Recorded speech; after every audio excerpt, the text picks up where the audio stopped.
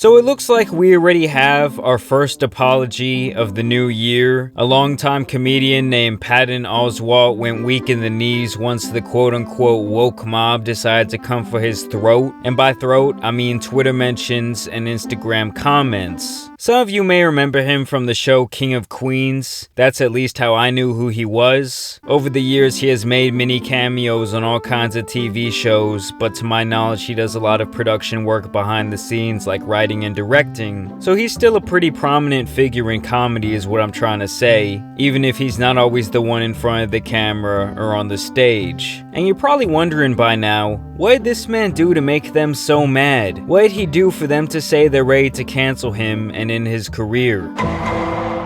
Well, you see, guys, he took a picture with Dave Chappelle and accepted his surprise invitation to open up for him on his arena tour for the night. I'm serious, guys, that's his big, bad, horrible crime. In the post shared on New Year's Day, he says, "Finished my set at McCraw and got a text from Dave Chappelle. Come over to the arena he's performing in next door and do a guest set. Why not?" I waved goodbye to this hell year with the genius I started comedy with 34 years ago. He works in arena like he's talking to one person and charming their skin off. Anyway, I ended the year with a real friend and a deep laugh. Can't ask for much more. So basically, he's showing reverence for an old friend of over 30 years. Someone he saw go from basically a nobody to taking over the entire world and revolutionizing a whole industry. Needless to say, this pissed his fans off beyond belief because, as you know, many people are anti-Dave Chappelle right now. And though he deleted many Instagram comments since then, it's not so easy to hide the truth on Twitter. I understand valuing your long friendship, but I'm surprised you wouldn't know your post here and on Instagram hurt people that deserve better. Read through those saddened versus those defending. That would be enough to make me uncomfortable. Patton, blink twice if a transphobic rat is pulling your hair and making you do this. Seriously, I know you don't care about some rando unfollowing you, but I'd hope you cared about your trans fans. Heartbreaking. What an absolute shame. I honestly figured that doing what's right versus what's comfortable, i.e. your long friendship, was kind of your way, but I was mistaken. I have had friends who were in the wrong side of things, and I value others' lives and rights enough to let friends go.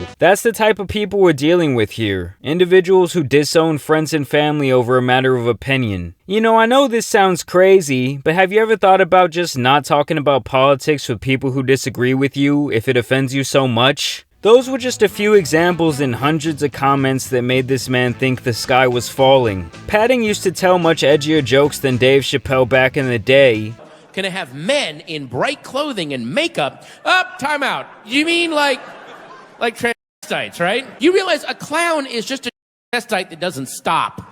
But has since then switched to a more sensitive and accessible brand of comedy in the modern era, obviously in an attempt to keep the money coming in. At the end of the day, I would think that most comedians likely don't need to agree with someone to be their friend, because the mind of a comedian is usually good at seeing both sides of an argument. Regardless, because of all of this backlash, he decided to basically post an apology to Instagram, including a totally candid photo of him deep in thought over what to say to his offended fans. I mean, seriously, what a tool. In the post, he says, 34 years we have been friends. We've done bad and good gigs, open mics, and TV tapings, but we also 100% disagree about transgender rights and representation. I support trans people's rights, anyone's rights. To live safely in the world as their fullest selves. For all the things he's helped me evolve on, I'll always disagree with where he stands now on transgender issues. But I also don't believe a seeker like him is done evolving, learning. You know someone for that long, see the struggles and changes, it's impossible to cut them off. Impossible not to be hopeful and open and cheer them on. Also, I've been carrying a lot of guilt about the friends I've cut off, who had views with which I couldn't agree, or changed in ways I couldn't live with. Sometimes I wonder, did I and others cutting them off make them dig their heels in deeper? Fuel their ignorance with a nitro boost of resentment and spite? I'm an LGBTQ ally.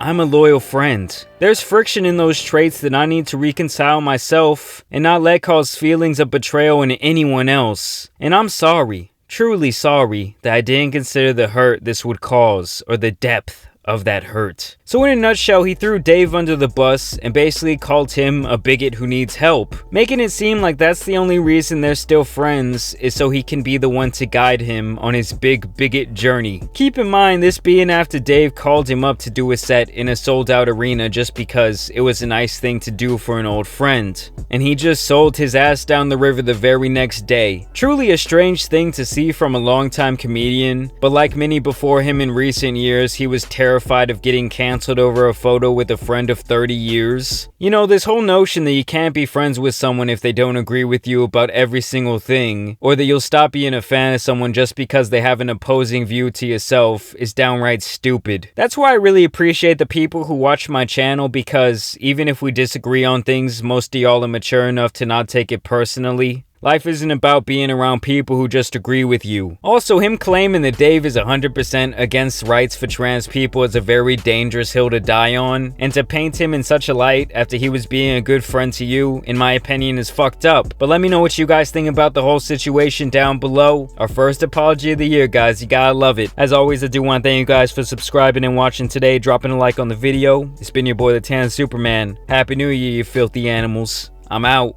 Peace!